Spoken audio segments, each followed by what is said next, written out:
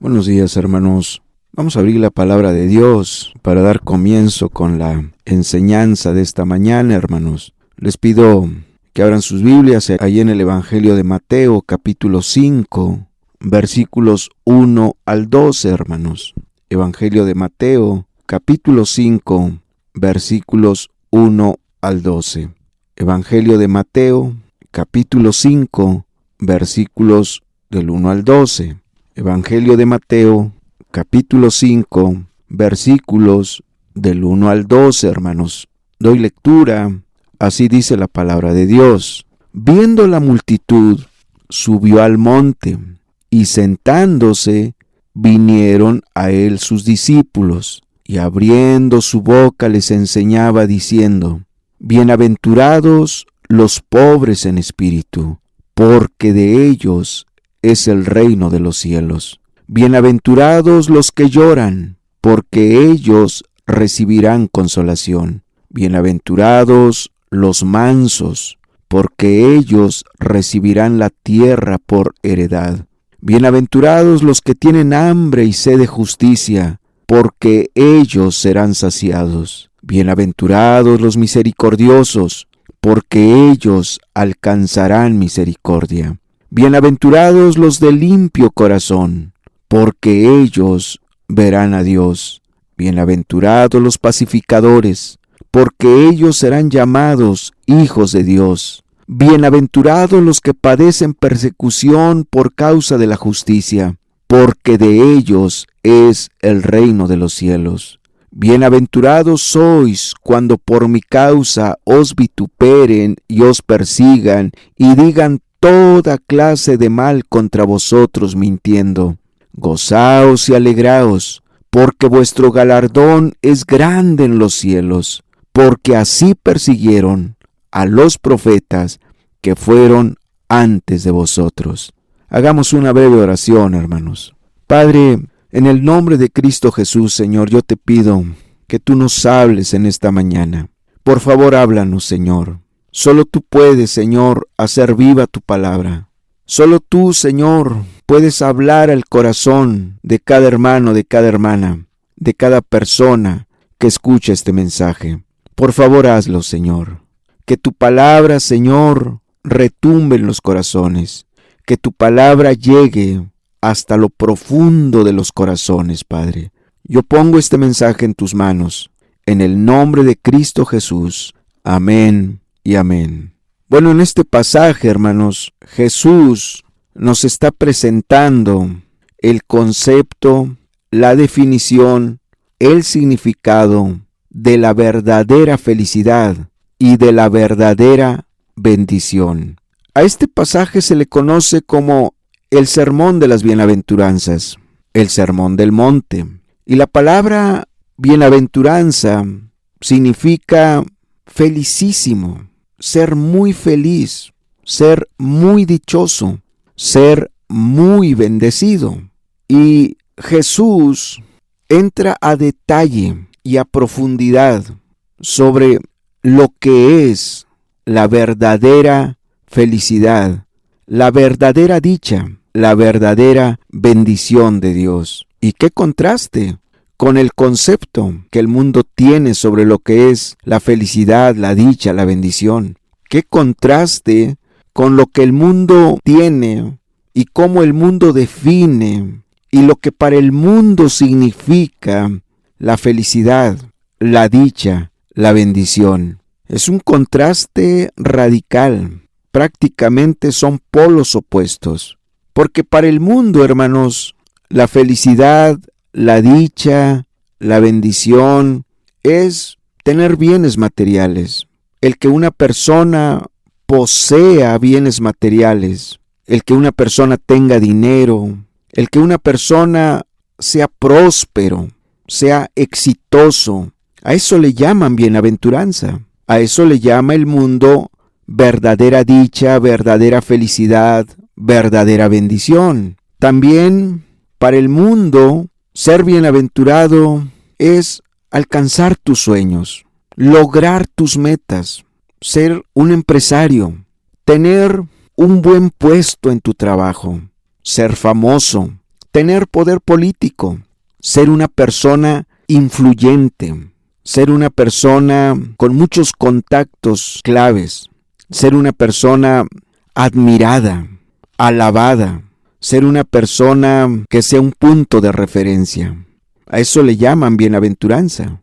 Lo triste, hermanos, lo verdaderamente triste, es que muchos cristianos, muchas personas, muchas iglesias, denominaciones, pastores, predicadores, ministros, tienen el mismo concepto de bienaventuranza que el mundo. Muchos cristianos viven para lo terrenal, buscan lo terrenal. Para muchos cristianos, su sueño, su meta es tener bienes materiales, tener dinero, ser famoso, ser exitoso, ser próspero, ser admirado, tener un buen puesto, tener poder político. Y trabajan arduamente para alcanzar la felicidad, la dicha, la bendición, no conforme a Dios, no conforme al concepto, no conforme a la definición, no conforme al significado de Dios, sino conforme al significado del mundo. Por eso, ¿qué es la doctrina de la fe y prosperidad? La bienaventuranza conforme al mundo, la felicidad, la dicha, la bendición conforme al concepto del mundo. Es triste que muchos cristianos crean que si te va bien en tu trabajo, que si estás prosperando, que si traes un buen carro, tienes una buena casa, que si tienes una cuenta bancaria, que si tienes bienes materiales, estás bajo la bendición de Dios. Estás entonces bajo la aprobación de Dios. Eres bienaventurado. Eso viene a evidenciar las más profundas tinieblas y el más profundo engaño en el corazón de muchos que se llaman cristianos.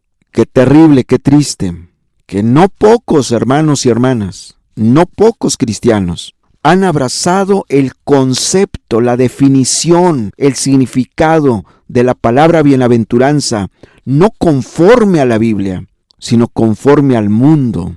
Qué terrible.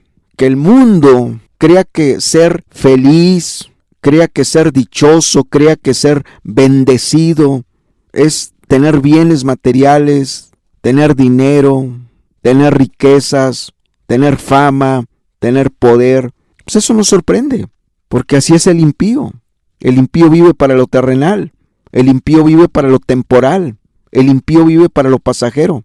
Él no tiene su mirada en lo eterno. Pero que el que se llama pueblo de Dios, que aquel que se llama, aquel que dice ser conocedor de Dios, que conoce a Dios, que busca a Dios, que ama a Dios, que sirve a Dios, abrace el mismo concepto del mundo, de la palabra bienaventuranza. Eso sí es trágico, eso sí es lamentable, eso sí es terrible. Jesús está estableciendo aquí qué es, en qué consiste, qué significa ser bienaventurado, ser feliz, ser dichoso, ser bendecido. Dijo, felices, dichosos, benditos los pobres en espíritu, porque de ellos es el reino de los cielos. Felices, dichosos, benditos los que lloran, porque ellos recibirán consolación. Felices, dichosos, benditos los mansos, porque ellos recibirán la tierra por heredad. Felices, dichosos, benditos los que tienen hambre y sed de justicia, porque ellos serán saciados. Felices, dichosos, benditos los misericordiosos, porque ellos alcanzarán misericordia. Felices, dichosos, benditos los de limpio corazón, porque ellos verán a Dios. Felices, dichosos, benditos los pacificadores, porque ellos serán llamados hijos de Dios. Felices, dichosos, benditos los que padecen persecución por causa de la justicia, porque de ellos es el reino de los cielos. Felices, dichosos, benditos sois cuando por mi causa os vituperen y os persigan y digan toda clase de mal contra vosotros mintiendo. Gozaos y alegraos, porque vuestro galardón es grande en los cielos, porque así persiguieron a los profetas que fueron antes de vosotros. ¡Qué contraste, hermanos! Por eso, este concepto de felicidad, de bienaventuranza, de dicha, de bendición de Dios, el mundo lo rechaza. Le es locura. Bien Dice la Escritura que la palabra de la cruz es locura para los que se pierden, porque el mundo ama lo material, el impío, el pecador, el que no conoce a Dios. Él ama lo terrenal, lo pasajero, lo superfluo, lo temporal. Él no tiene su mirada en lo eterno. Cuando le dicen que bienaventurado es aquel que es pobre de espíritu, le parece una locura. Cuando le dicen que bienaventurado es aquel que llora porque va a recibir consolación, le parece una locura. Cuando escucha que bienaventurados son los mansos porque van a recibir la tierra por heredad, le es una locura. Por eso dice la Biblia que cuando muchos escucharon el mensaje de Cristo, que los centraba en la eternidad, que los llamaba a vivir para lo eterno, porque somos almas eternas. Aquí estamos de paso, aquí somos peregrinos, aquí somos temporales, muy temporales. Es muy breve la vida en esta tierra. Por lo tanto, el Señor Jesucristo nos llama a enfocar nuestra mirada en lo eterno, a vivir para lo eterno, no para lo temporal, no para lo terrenal. Claro que tienes que trabajar para que puedas sostener a tu familia, pero tu mirada tiene que estar en lo eterno. Tu alma es eterna. Jesús quiere que tú experimentes la verdadera bienaventuranza. Jesús quiere que tú seas un verdadero bienaventurado. O sea, que verdaderamente tú experimentes la bendición de Dios sobre tu vida. Que tú experimentes la verdadera dicha sobre tu vida. Que tú experimentes la verdadera felicidad sobre tu vida. Y vamos a ver hoy, hermanos, la primera bienaventuranza. Mateo 5, 1 al 3.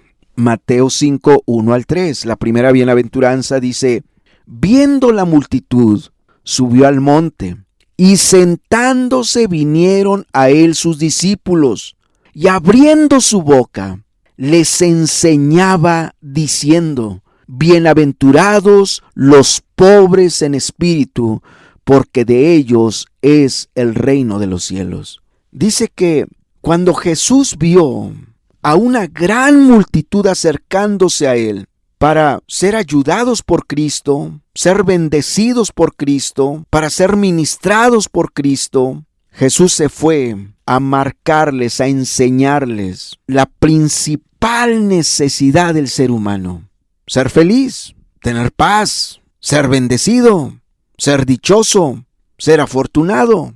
Jesús vio almas vacías, almas insatisfechas, conciencias atormentadas, conciencias turbadas, corazones bajo una profunda soledad. Y entonces dice, abrió su boca, es decir, decidió hablarles el mensaje trascendental, darles el mensaje más importante de la vida: cómo tener paz, cómo ser bendecidos, cómo ser felices. Y dice el verso 2, y abriendo su boca les enseñaba diciendo: bienaventurados los pobres en espíritu, porque de ellos es el reino de los cielos. Porque de ellos es el reino de los cielos. Cuando habla del reino de los cielos, está hablando de la salvación del alma. Está hablando de la asistencia de Dios a una persona. Está hablando de esa experiencia sobrenatural con Dios que el hombre necesita tener. ¿Quiénes pueden conocer a Dios? ¿Quiénes pueden vivir a Dios, experimentar a Dios? ¿Quiénes pueden ser salvos? Dice, los pobres en espíritu. Los pobres en espíritu. ¿Tú quieres ser salvo? ¿Tú quieres vivir a Dios, tener a Dios, experimentar a Dios? Experimentar el perdón de tus pecados, la salvación de tu alma? No hay otro camino. No hay otro camino. La condición primaria, imprescindible, es que seas pobre en espíritu. Si tú no eres pobre en espíritu, tú no vas a vivir a Dios. No vas a experimentar a Dios. Porque Dios resiste al orgulloso. Dios resiste al rebelde. Dios resiste al soberbio. Dios no tiene ningún tipo de trato con una persona orgullosa, con una persona soberbia, con una persona altiva. Dios no tiene ningún tipo de trato con ese tipo de personas. La persona para poder ser salva necesita ser pobre de espíritu. Primero te explico qué no es ser pobre de espíritu. ¿Qué cosa no es ser pobre de espíritu? Para que no te confundas. No tiene que ver con que no tengas dinero. En la Biblia hay gente que tuvo dinero, que fueron ricos, pero que fueron pobres de espíritu. Tampoco tiene que ver con que no tengas propiedades, bienes materiales. Eso no significa que seas pobre de espíritu. No tiene que ver con la casa donde vives, cómo es, si es grande, muy modesta, o en la colonia donde vives. No tiene que ver con el tipo de ropa que usas o el tipo de calzado que usas, si es de marca o no es de marca. Eso no tiene que ver nada con la pobreza de espíritu. Tampoco tiene que ver con tu grado de estudios, si eres muy estudiado o no tuviste la oportunidad de terminar ni siquiera la primaria. Eso nada tiene que ver con la pobreza de espíritu. Tampoco tiene que ver con tu color de piel, con tu estatura, con tu complexión física. Tampoco tiene que ver si hablas un dialecto o hablas varios idiomas. Nada tiene que ver con eso. Entonces, ¿qué cosa es la pobreza de espíritu? La pobreza de espíritu tiene que ver con un despertar a ver y a entender tu gran necesidad de Dios. Esa es la pobreza de espíritu. Que tú puedes ver, que tú puedes entender tu gran necesidad de Dios. Seas pobre o seas rico, seas estudiado o no seas estudiado, vistas ropa de marca o no vistas ropa de marca. Pobre de espíritu tiene que ver, pobreza espiritual, pobreza de espíritu, tiene que ver con un despertar a ver y a entender tu gran necesidad de Dios. Es decir, hermanos, la pobreza de espíritu o la humildad, que es lo mismo, es una virtud del espíritu. Es una virtud del espíritu.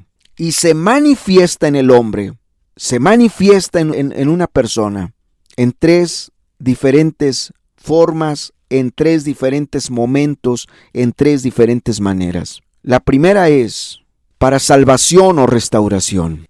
Lo que vengo diciéndoles, nadie que no sea pobre de espíritu puede ser salvo. Nadie que no sea pobre de espíritu puede ser salvo. ¿Por qué? Precisamente porque la pobreza de espíritu es obra del espíritu, es virtud del espíritu.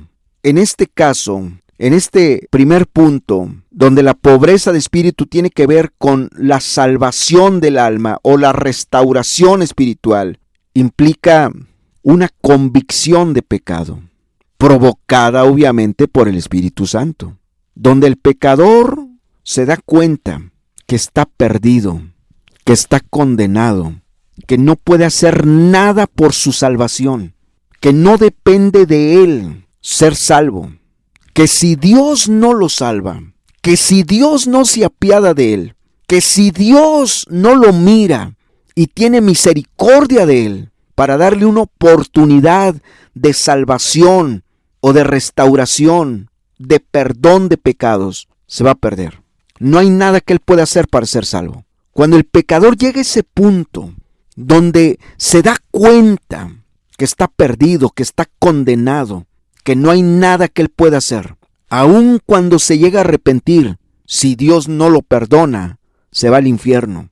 Aun cuando decida abandonar sus pecados, si Dios no lo perdona, se va al infierno. Aun cuando tome la firme decisión de obedecer todos los mandamientos de Dios, pero si Dios no se apiada de él, no tiene misericordia de él para perdonarlo, se va a ir al infierno. Aunque guarde todos los mandamientos, aunque obedezca todos los mandamientos, aunque decida portarse bien el resto de su vida, pero si Dios no lo perdona, sabe que se va a ir al infierno.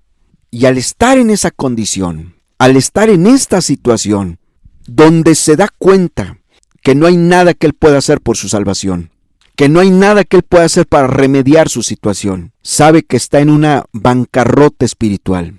Ahí se da cuenta que está en una gran crisis espiritual, en una gran miseria espiritual, porque no hay nada que él pueda hacer por sí mismo, no hay nada que él pueda hacer por su propia salvación. Y entonces clama a Dios, se humilla ante Dios, pidiéndole misericordia, pidiéndole compasión, pidiéndole que se apiade de él, porque le dice a Dios: merezco el infierno, estoy perdido, estoy condenado, nadie puede hacer nada por mí, ni yo mismo puedo hacer nada por mi alma, por mi salvación, estoy mal, estoy perdido. Cuando la persona llega a ese punto, donde se da cuenta de su gran condenación, de su gran vacío, de su gran fracaso delante de Dios, que falló, que hizo lo malo, esa actitud de corazón es la que Dios ve, Dios observa, Dios analiza, Dios examina. Y al ver a una persona en esa condición, que no tiene justicia propia, que no hay nada en que se pueda apoyar, que no le puede decir a Dios: yo no soy tan malo, yo no he sido tan malo, por lo tanto me tienes que perdonar y me tienes que salvar. Eso no existe delante de Dios. Dice: por cuanto todos pecaron, no importa la cantidad de pecados, por cuanto todos pecaron, están destituidos de la gloria de Dios. Pero esa condición solamente la revela el Espíritu. La pobreza espiritual es virtud del Espíritu, es obra del Espíritu. Y en primer lugar se manifiesta en la convicción de pecado para salvación. La convicción de pecado para salvación. Cuando una persona más o menos se siente buena, que no siente que ha fallado mucho, que no siente que es digno del infierno, que está condenado, esa persona está en tinieblas. No hay pobreza espiritual en él. El Espíritu Santo ha visto en él orgullo, justicia propia, soberbia. No se cree tan perdida la persona, no se cree tan mala. Y el Espíritu entonces le niega que esa persona sea pobre de espíritu para que Dios la pueda salvar. Todos los que se han salvado es porque llegaron a ese punto de pobreza espiritual, de ver que no había nada en ellos. La pobreza espiritual tiene que ver con una miseria total, donde la persona dice: estoy mal, no tengo justicia propia, no hay nada que me justifique, merezco el infierno, voy al infierno, estoy condenado. Y se humilla ante Dios y le dice: Dios, solo tú me puedes rescatar, solo tú me puedes salvar, solo tú, Señor. La Biblia te habla de dos hombres que fueron al templo a orar a Dios. Uno era un fariseo y el otro era un publicano. Dice que el fariseo levantó sus manos al cielo y empezó a orar y le dijo: Dios, yo te doy gracias porque yo no soy como los otros hombres, pecadores, adúlteros, borrachos, maldicientes. Yo no soy así. Yo ayuno, yo leo la Biblia, yo ofrendo, yo diezmo. Pero el pecador, que estaba convicto por el Espíritu, pudo ver su necesidad, su bancarrota espiritual, su miseria espiritual, su condenación eterna. Y dice que ni siquiera se atrevía a levantar su mirada al cielo. Y solo le decía a Dios: ten misericordia de mí, sé propicio a mí, pecador, estoy perdido, estoy condenado. Ten misericordia de mí, ten compasión de mí, sálvame, perdóname. Y a ese fue a quien Dios perdonó, al que fue pobre de espíritu, Impresionante cómo se cumple lo que dice este pasaje: bienaventurados los pobres en espíritu, porque de ellos es el reino de los cielos, de ellos es la salvación. Los que no se justifican, los que están dispuestos a entregarle su vida a Cristo.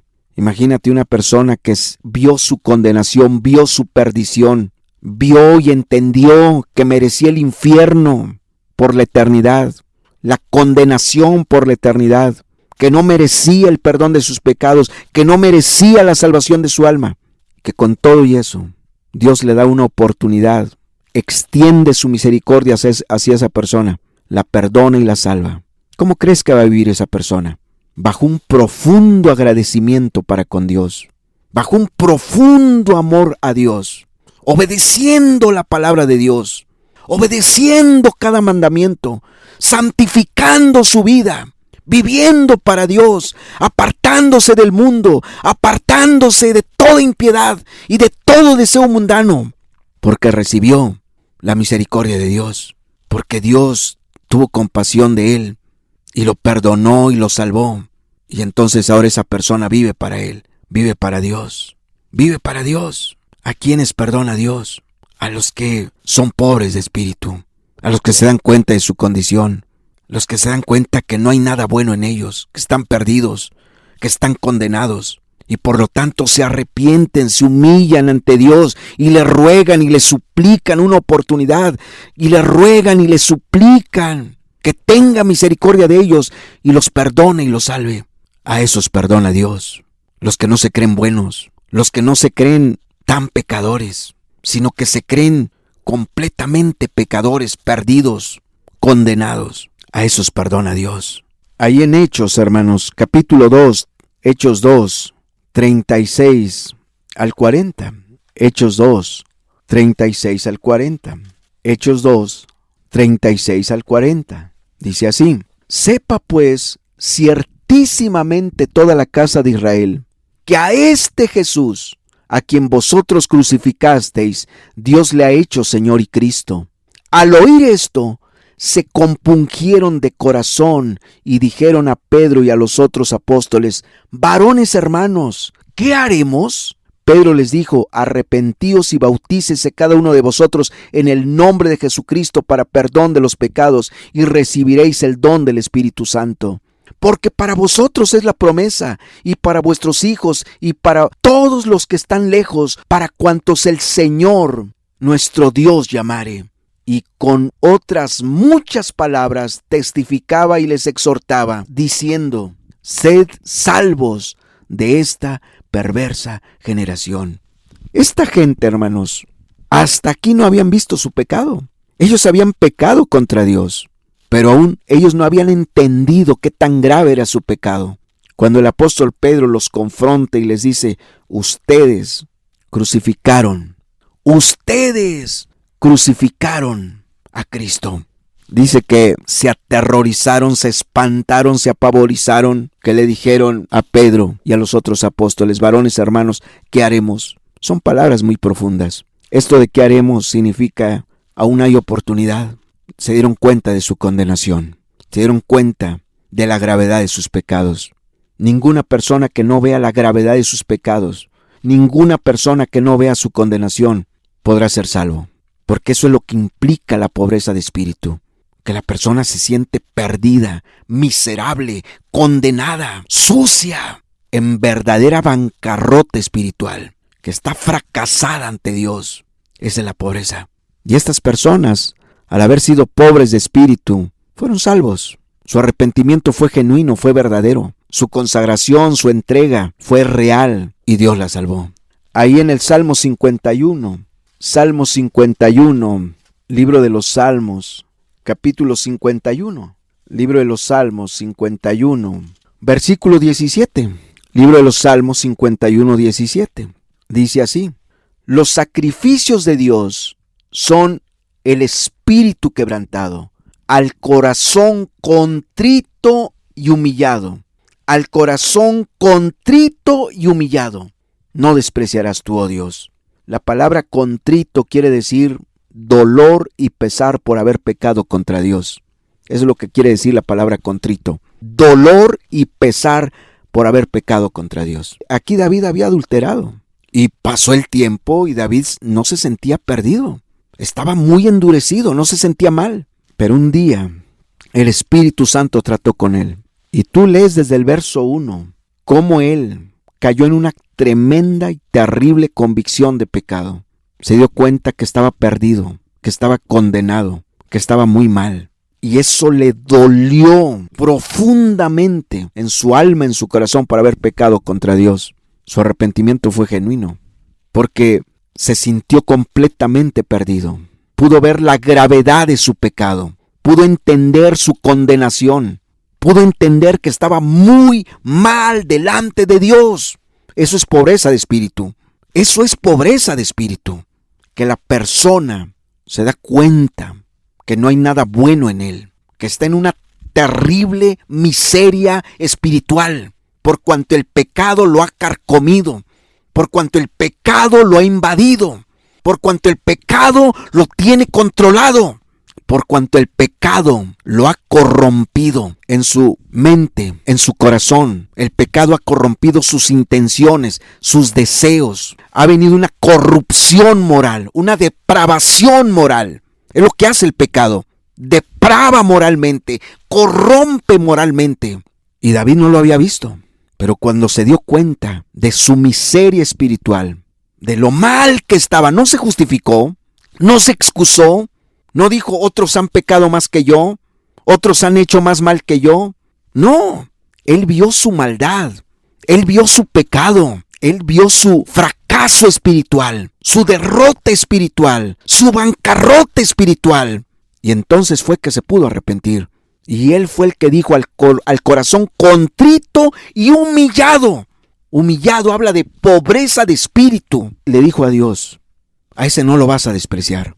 Por eso dice, bienaventurados los pobres en espíritu, porque de ellos es el reino de los cielos, de ellos es la salvación. Los que no se justifican, los que no se excusan. Si tú te crees más o menos bueno, si tú crees que más o menos estás bien con Dios, cuando realmente no te has arrepentido y estás viviendo en pecado, para ti no es la salvación, para ti no es el reino de los cielos. El reino de los cielos es para los que ven su fracaso, su vergüenza espiritual, su derrota, su bancarrota espiritual. Para ellos es el reino de los cielos. No para los que se justifican, no es para los que se andan comparando con otros, no es para los que andan sobándose la conciencia. No, para ellos no es el reino de los cielos. Pobreza de espíritu aquí tiene que ver con reconocer tu espantosa miseria espiritual por cuanto estás mal, por cuanto has pecado contra Dios, por cuanto has hecho lo malo delante de Dios. Ahí inicia la pobreza del espíritu. Por eso es virtud del espíritu. Porque la pobreza espiritual inicial se traduce como la convicción de pecado, donde la persona se da cuenta, estoy mal, estoy perdido, estoy condenado, no hay nada bueno en mí, he fallado, he hecho lo malo delante de Dios, y no se anda justificando. Y no anda minimizando sus pecados, y no se anda sobando la conciencia, y no se anda comparando con otros, sino que asume su responsabilidad delante de Dios y suplica por misericordia, y suplica por compasión. Y a esos Dios perdona, al que se arrepiente genuinamente, porque nadie que no vea su pecado podrá arrepentirse genuinamente. Nadie que no vea su maldad se podrá arrepentir conforme a la Biblia. Por eso muchos se arrepienten a medias.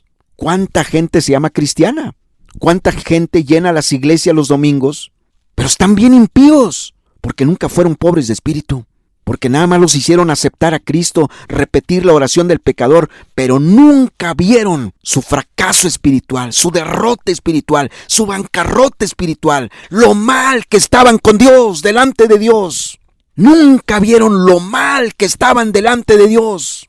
Incluso a muchos los mismos pastores les enseñaron a justificar su pecado, a sobar su conciencia. Nunca se van a salvar, van a despertar en el infierno, porque nunca fueron pobres espiritualmente. Por eso, aunque van a la iglesia, y algunos hasta cantan ahí en la alabanza, forman parte del grupo de alabanza, y tienen un cargo en la iglesia, pero están bien impíos, son bien hipócritas, tienen doble cara.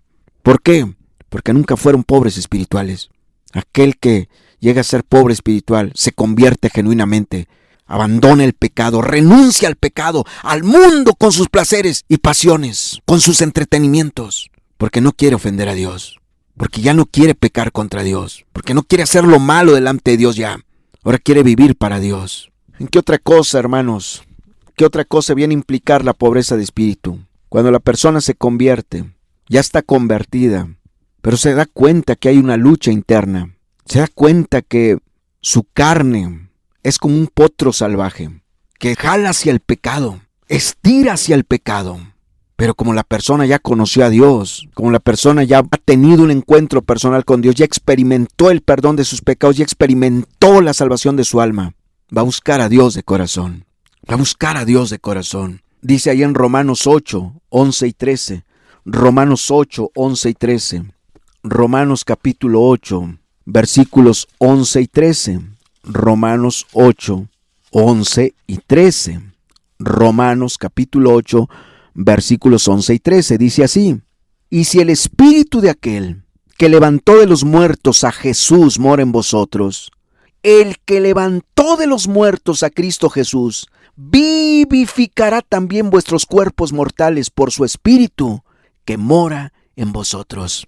Aquí está hablando de la guerra entre la carne y el espíritu, entre lo que tu carne pide, lo que tu carne quiere, lo que tu carne te exige, hacia donde jala la carne, hacia donde te empuja la carne, y hacia donde el Espíritu quiere. ¿Qué quiere el Espíritu? Que te guardes del mundo, que tengas dominio propio, que no peques, que te santifiques para Dios, que vivas rectamente, justamente, honestamente, santamente. Lo que quiere el Espíritu. ¿Pero qué quiere tu carne?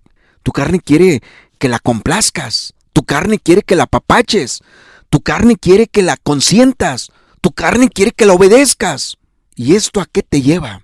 Que al detectar tú que tu carne es como un potro salvaje, que no se quiere sujetar a la ley de Dios, que no quiere obedecer a Dios, que quiere los antiguos pecados, que quiere seguir pecando contra Dios, que quiere seguir complaciéndose en los entretenimientos carnales, en los placeres del mundo, en todas las tentaciones que el diablo le ofrece.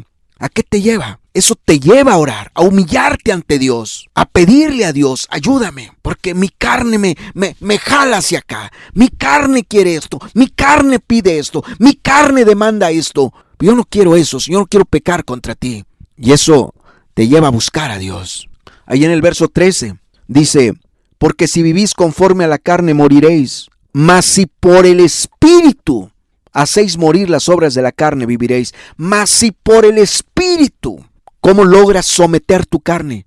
Por el Espíritu. ¿Qué significa eso por el Espíritu? Orando, leyendo la Biblia, ayunando. Oh, la carrera cristiana no es fácil, queridos hermanos y hermanas. Amigo, amiga que me escuchas, ¿tú quieres ser salvo? ¿Tú quieres ir al cielo? ¿Quieres que el reino de los cielos te pertenezca? ¿Quieres que el reino de los cielos sea tuyo? Primero tienes que convertirte a Dios. Y segundo, tienes que buscar mucho a Dios. Tú que ya estás convertido, tú que ya te arrepentiste, ¿qué no te das cuenta que tu carne es como un potro salvaje? ¿Qué no te has dado cuenta que tu carne quiere que la complazcas? ¿Quiere que la consientas? ¿Quiere que la apapaches? ¿Quiere que la satisfagas? ¿Quiere que le cumpla sus deseos? ¿Qué no te has dado cuenta que tu carne es un poderoso enemigo? ¿Qué tienes que hacer para vencer los deseos carnales? ¿Qué tienes que hacer para someter tu carne con sus pasiones y deseos? Buscar a Cristo, depender del Espíritu Santo, orar mucho, leer mucho la Biblia, ayunar, santificarte, buscar mucho a Dios. Por eso dice aquí, si por el Espíritu hacéis morir las obras de la carne, viviréis. Tú que ya eres salvo, es por el Espíritu, no es en tus fuerzas. Tú puedes tener muy buenas intenciones, puedes tener muy buenas metas, muy buenos deseos, pero si tú descuidas tu comunión con el Espíritu, si descuidas la oración, si descuidas la lectura de la Biblia, si descuidas el ayuno, si dejas de santificarte, si dejas de velar por tu propia alma, tú vas a caer presa de tu carne. Te va a volver a esclavizar tu carne. Va a volver a tomar control tu carne de ti, de tu voluntad. Cuando acuerdes, otra vez ya estás en el mundo. Otra vez ya estás con las canciones del mundo. Otra vez ya estás en el baile. Otra vez ya estás en el pecado, en las mentiras, en los enojos, en las iras, en los odios, en las amarguras, en las maldiciones, en los fraudes, en el robo. Otra vez ya estás complaciendo a tu carne. ¿Por qué? Porque es por el Espíritu que haces morir las obras de la carne. ¿Eso qué significa? Ser humilde. Por eso de los humildes es el reino de los cielos. Porque el humilde es el que se da cuenta de su gran necesidad de Dios. Que solo no puede. Que es un fracaso si no está Dios con él. Que va a ser derrotado, va a ser aplastado por la carne, por el mundo y por el diablo. Y entonces se humilla ante Dios. Busca a Dios. Porque sabe que solo es en Cristo que somos más que vencedores. Ahí mismo en Romanos 8, 32 al 39. Romanos 8, 32 al 39. Romanos 8, 32 al 39 dice así: el que no escatimonia a su propio Hijo, sino que lo entregó por todos nosotros, ¿cómo no nos dará también con él todas las cosas? ¿Quién acusará a los escogidos de Dios? Dios es el que justifica. ¿Quién es el que condenará? Cristo es el que murió, más aún el que también resucitó, el que además está sentado a la diestra de Dios, el que también intercede por nosotros. ¿Quién nos separará del amor de Cristo? ¿Tribulación, o angustia, persecución, o hambre, o desnudez, o peligro, o espada? Como está escrito: por causa de ti somos muertos todo el tiempo, somos contados como ovejas de matadero. Antes, en todas estas cosas, somos más que vencedores por medio de aquel que nos amó, por lo cual estoy seguro de que ni la muerte, ni la vida, ni ángeles, ni principados, ni potestades, ni lo presente, ni lo porvenir, ni lo alto, ni lo profundo, ni ninguna otra cosa creada nos podrá separar del amor de Dios que es en Cristo Jesús, Señor nuestro. Por eso dice esto, hermanos, que en Cristo somos más que vencedores, no en tus fuerzas. ¿Qué significa eso? Pobreza de espíritu, dependencia de Dios, que te das cuenta que necesitas a Dios, porque no puedes contra tu carne. Tu carne se levanta como poderoso enemigo, como un verdugo impresionante que te quiere someter, te quiere arrastrar otra vez a tus antiguos pecados, a tus antiguas pasiones, a tus antiguos deseos. Tu carne quiere reinar, pero como en ti hay pobreza de espíritu, tú te humillas ante Dios, buscas a Dios, y al humillarte ante Dios, el reino de los cielos es tuyo. Dios te da poder, te da gracia, porque en eso también consiste el reino de los cielos. Poder, gracia, gozo, justicia, paz, victoria en Cristo Jesús. Por eso Cristo, ahí en Mateo 26:41, si volteas conmigo, Mateo 26:41, Mateo 26:41, Mateo 26:41, Mateo 26:41 dice, está hablando Cristo y está diciendo, Mateo 26:41, velad y orad para que no entréis en tentación. El espíritu a la verdad está dispuesto, pero la carne es débil. ¿Qué es esto? Humildad. Cuando tú te das cuenta que tu carne se quiere sobreponer, tú buscas a Dios, porque sabes que tu carne es un poderoso enemigo, porque sabes que tu carne te puede vencer, te puede dominar. Y tú buscas a Dios, entonces oras, velas, ayunas, lees la palabra, te humillas ante Dios, no descuidas la oración. Ahí está Dios contigo. Eso es pobreza de espíritu, dependencia de Dios, confianza en Dios, no en tus fuerzas, no en tu sabiduría, no en tu conocimiento, no en tu experiencia, no en tus buenas intenciones, sino en el poder de Dios, que es el que te da la victoria, que es el que te ayuda a vencer tu carne, te ayuda a vencer el mundo, te ayuda a vencer al diablo y te agarras de él, porque sabes que si descuidas tu comunión con Dios, vas a ser derrotado, vas a fracasar. Y por último, ¿qué más viene a implicar la pobreza de espíritu? El ver tu grande necesidad, que el reino de Dios se establezca en tu hogar, en tu matrimonio, en tu ciudad, en tu pueblo. El ver que en tu casa necesitas a Dios. Por lo tanto, clamas para que el reino de Dios sea establecido en tu hogar, en la vida de tus hijos, en tu matrimonio. ¿Cuántas familias hechas pedazos? ¿Por qué? Porque no se dan cuenta que necesitan a Dios y recurren a cuanto consejos amigos y compañeros les dan, pero menos a Dios. La pobreza de espíritu es ver que necesitas a Dios en tu hogar, necesitas a Dios en tu matrimonio, que si Dios no está en tu casa, que si Dios no viene a tu hogar, tus hijos se van a perder, se van a ir a las drogas, se van a ir a los vicios, se van a ir a la inmoralidad sexual, van a ser rebeldes porque tú no oraste para que Dios estableciera su reino en tu hogar. Pobreza de espíritu es ver tu grande necesidad de Dios en tu familia, en tu casa, en tu matrimonio, con tus hijos. Pobreza de espíritu es ver que necesitas que Dios venga a tu pueblo, a tu comunidad, a tu ciudad, que Dios venga, se manifieste. Y para ello oras, para ello clamas, para ello intercedes, ayunas. Eso es pobreza de espíritu, que ves tu grande necesidad de Dios. ¿Por qué muchos matrimonios se desbaratan? ¿Cuánta gente llega al altar a sellar su compromiso matrimonial, el pacto matrimonial, y a los pocos días, a las pocas semanas, a los pocos meses, ya están en un mar de problemas? Ya están hablando de separación, ya están hablando de divorcio.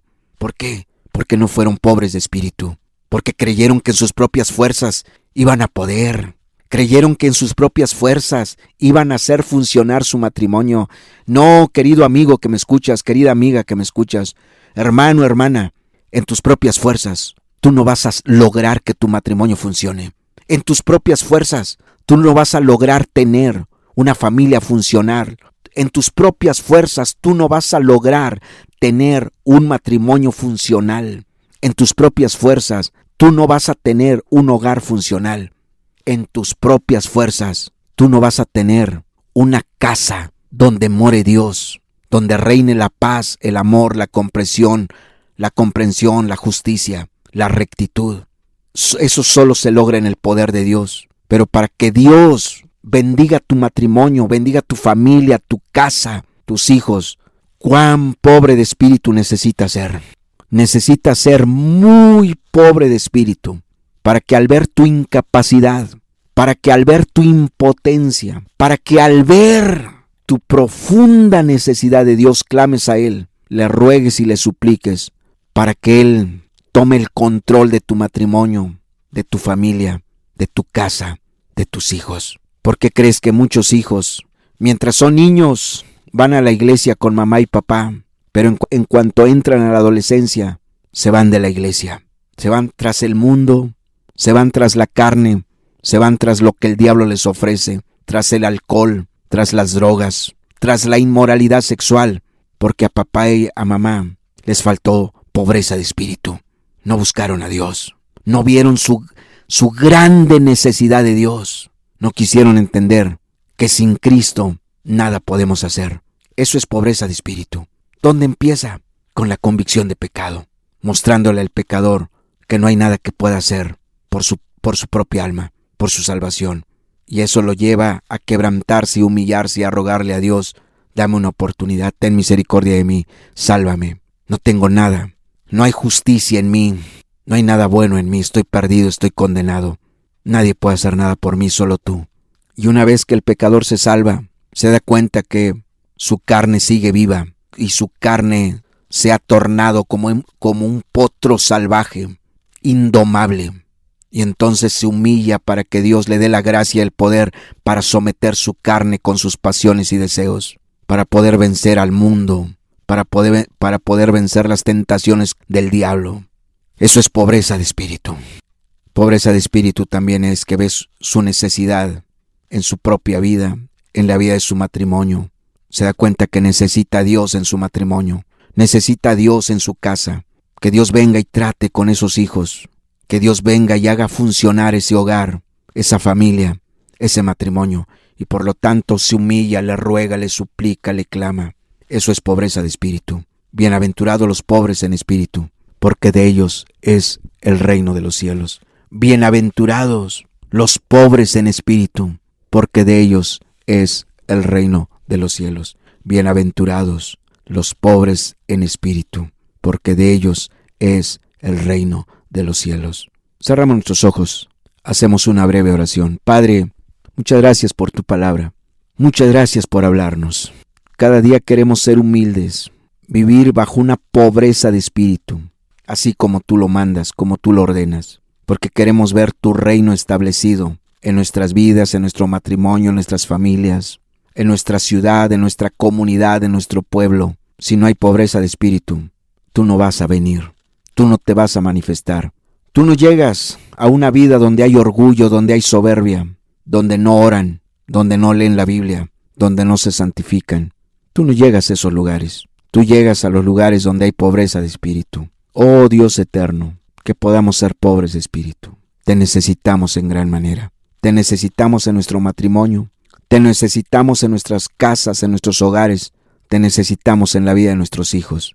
Por eso queremos ser pobres de espíritu y buscarte cada día con todo nuestro corazón, sin reservas, sin condiciones. Queremos buscarte con todo nuestro corazón, someternos a ti, obedecerte, amarte, servirte, hacer tu voluntad, porque al final de cuentas todo eso viene a implicar la pobreza de espíritu. Gracias por habernos hablado, Señor. Muchas gracias por tu palabra. Gracias por tu palabra. Gracias. En el nombre de Cristo Jesús. Amén y amén, Señor.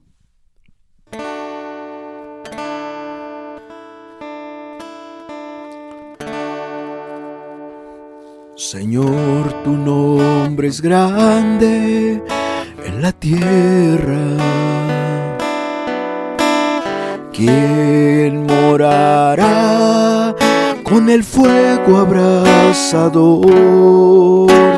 ¿Quién subirá al monte de Jehová y adorará al Dios de mi salvación?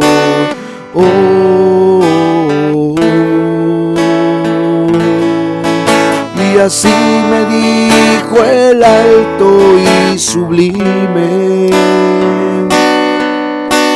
yo habitaré con aquel que es pobre y humilde de espíritu, y que tiembla mi palabra,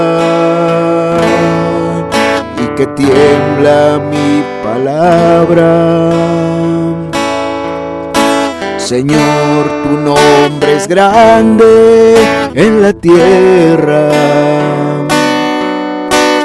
¿Quién morará con el fuego abrasador? ¿Quién subirá al monte de Jehová y adorará al Dios de mi salvación? Oh, oh, oh. Y así me dijo el alto y sublime: yo habitaré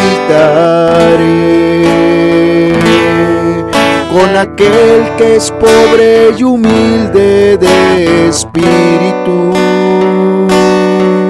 y que tiembla mi palabra, y que tiembla mi palabra.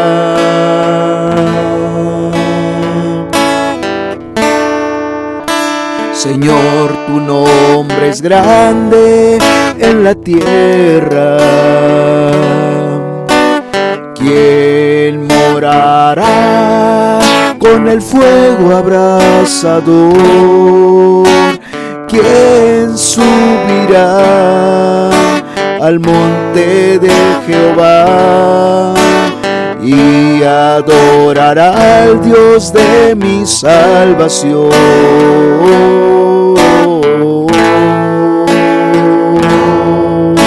Y así me dijo el alto y sublime: yo habitaré con aquel que es pobre y humilde de espíritu, y que tiembla mi palabra. Y así me dijo el alto y sublime: yo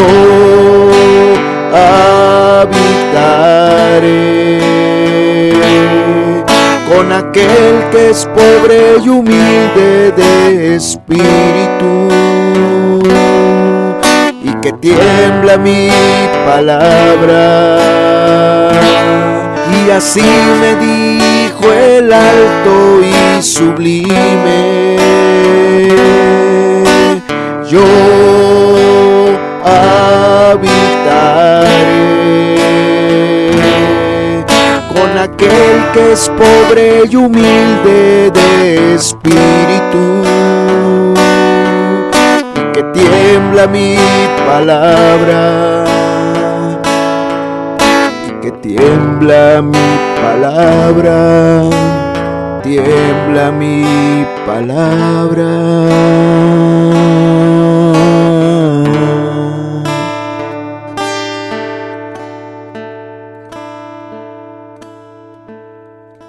Que esa sea tu decisión, querido hermano, hermana, amigo, amiga que me escuchas. Dios solamente habita con los humildes. Mira a los humildes, atiende a los humildes. ¿Quieres ser salvo? Necesitas ser pobre de espíritu. ¿Quieres terminar tu carrera cristiana? Necesitas ser pobre de espíritu. ¿Quieres ver a Dios en tu matrimonio, en tu familia, en tu hogar, en tu casa? Necesitas ser pobre de espíritu. Ojalá y la decisión que tomes sea ser pobre de espíritu. Gracias, Señor, por habernos hablado. Muchas gracias por tu palabra. Gracias por tu palabra en el nombre de Cristo Jesús. Amén y amén, Señor. Eso es todo, hermanos. La reunión está concluida. Que Dios los bendiga, hermanos.